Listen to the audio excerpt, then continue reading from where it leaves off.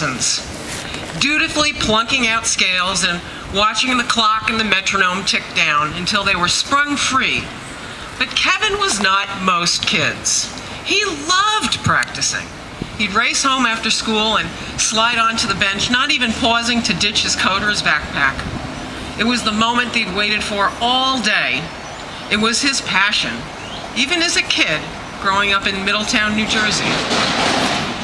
Not that he grew up for very long, though. By the time he was 15, he was already a fixture on the Asbury Park music scene, going on to play with Southside Johnny and Bobby Bandiera and almost every rock luminary in the area.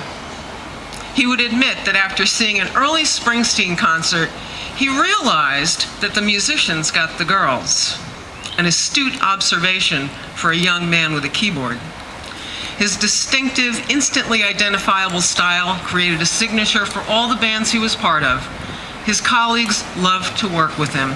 Besides his talent, his sense of humor, and his tireless work ethic made musical magic that seemed deceptively effortless. He wasn't stingy with his talent. He was a teacher and a mentor and a true friend to so many in the music community. Alison, would you join us?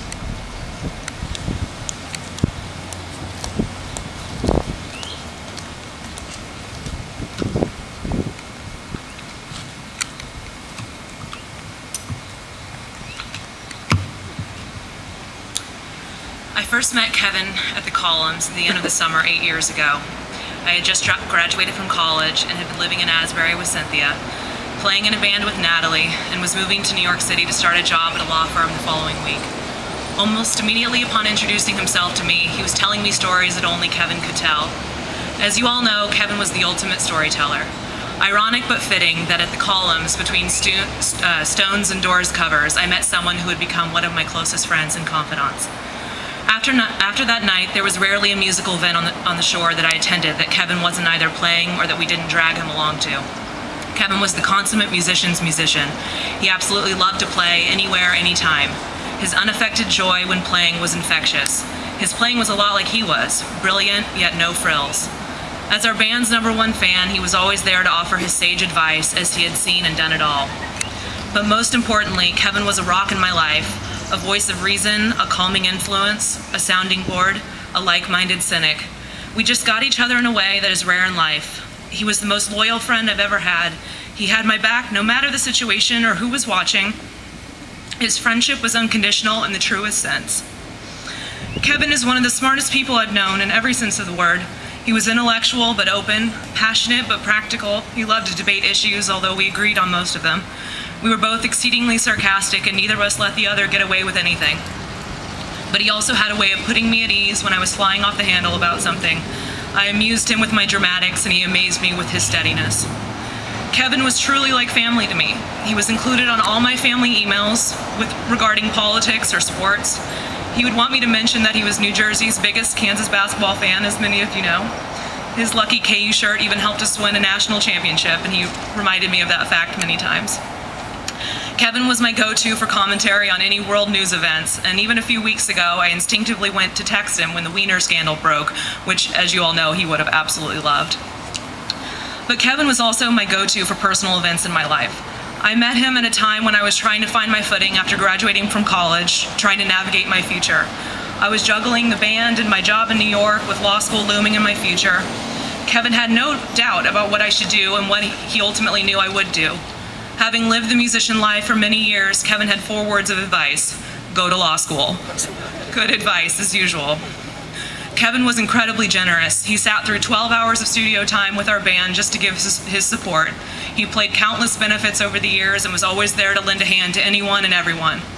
Kevin was also understated. Often I think people tended to overlook him because he was so genial and unaffected. His easygoing nature often caused people to take him for granted. But he was also incredibly stubborn, and I know that he was dreading having to face his looming health issues. When he first went into the hospital in March, of course, I was extremely concerned and worried. But like everything else, he downplayed it and treated it in his typically pragmatic way. The night before Kevin slipped into a coma, he was most concerned with the fact that he hadn't been able to fill out his bracket for March Madness because he said, and I quote, "My kidneys suck." That was typical Kevin, no grand statements or dramatics, just reality. Things weren't easy for Kevin. He worked multiple jobs, including getting up in the middle of the night to drive people to the airport after playing a gig late the night before. He suffered disappointments along the way, but Kevin always handled setbacks with grace.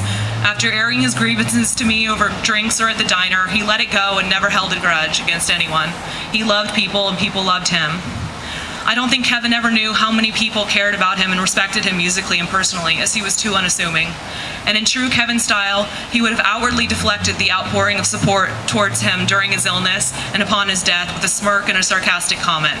But on the inside, I know he would have been incredibly touched to know so many people cared. And although Kevin loved to tell stories from his esteemed musical career, he never lived in the past. He carved out a life for himself that was every bit as rewarding as anything he did when he was a rock star. And that life was his daughter, Emily. Emily was his absolute pride and joy. I literally knew every last detail of Emily's life, from high school basketball games to her time in college to her life out in LA. He was so proud, you could literally see his chest puff out when he spoke about her. Everything Kevin did, how hard he worked, was for Emily. To Kevin, Emily was his greatest accomplishment. I will carry Kevin's devotion to Emily with me forever as an example of what it means to truly be successful and fulfilled in life. So as I face navigating the next phase of my life without Kevin, I'm incredibly sad. I'm sad for myself and I'm sad for everyone else, because things will never be the same without Kevin. We lost him way too soon. But I'm also incredibly grateful that I was lucky enough to have Kevin in my life. It is hard to sum up your feelings in times like this, so I'll let the great poets Mick and Keith do it for me from one of Kevin's favorite Stones songs, Plundered My Soul. But I do miss your quick repartee and the smile that lights up your face. You'll be a hard act to follow, a bitter pill to swallow. You'll be tough to replace.